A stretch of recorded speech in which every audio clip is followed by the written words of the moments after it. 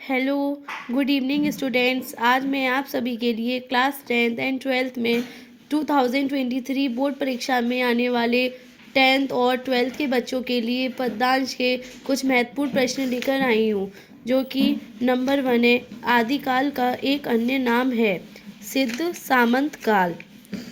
जैन साहित्य का सबसे धार्मिक लोकप्रिय रूप है एस ग्रंथ। दलपत विजय किस काल के कवि हैं? आदिकाल के। मैंने आपको इससे पहले एक वीडियो सेंड की थी जो गद्य गरिमा के क्वेश्चंस थे। टोटल 10 प्रश्न पूछे जाते हैं।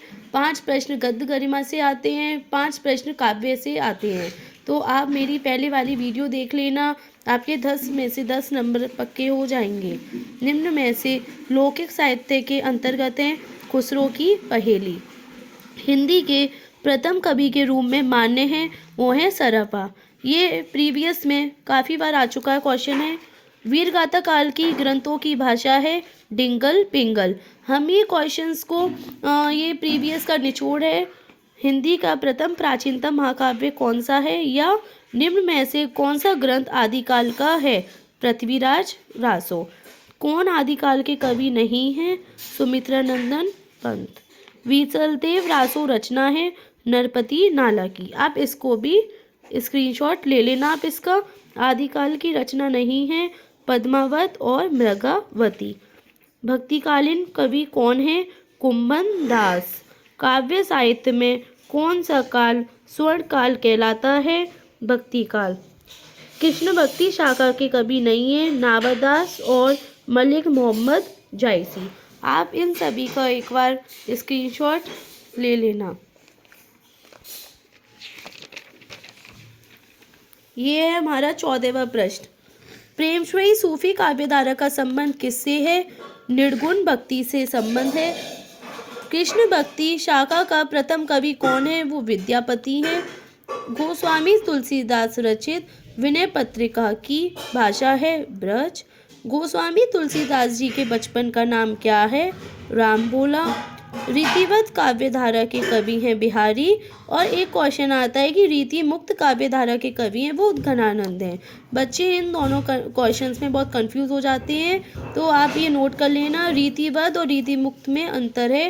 रीतिवत के हैं बिहारी, रीति मुक्त के हैं धनानंद।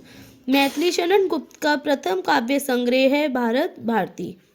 हिंदी जागरण के अग्रदूत हैं भारतेंदु हरिश्चंद्र। प्रकृति के सुकुमार कवि कहलाते हैं सुमित्रा नंदन पंत।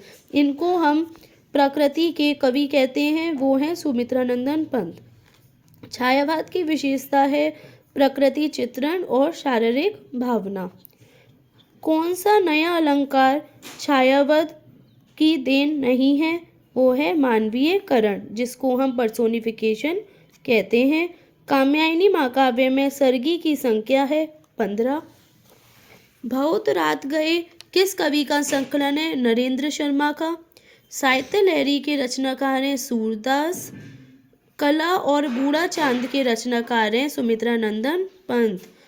रस विलास के रचनाकार हैं आचार्य चिंतामणि। पार्वती मंगल के रचयिता कौन है? तुलसी। भूषण की रचना है शिवा शौर्य। मैथिली शरण गुप्त की रचना है सिद्धराज। आंगन के पार द्वार के रचयिता हैं अज्ञेय। तो ये हमारे आज के कुछ 40 प्रश्न थे, ये आप नोट कर लेना, स्क्रीनशॉट ले लेना। अब मैं आपके लिए कल इंग्लिश के कुछ महत्वपूर्ण प्रश्न की वीडियो लेकर आऊँगी, जो कि आपके 2023 के बोर्ड एग्ज़ाम के लिए काफ़ी लाभदायक होंगे। आज की ये वीडियो 10th और 12th के बच्चों के लिए बहुत ही महत्वपूर्ण रहने वाली है, तो कृपया मेरे चैनल को सब्सक्राइब, लाइक करना ना भूलें, शेयर करना ना भूलें। नमस्कार, थैंक यू।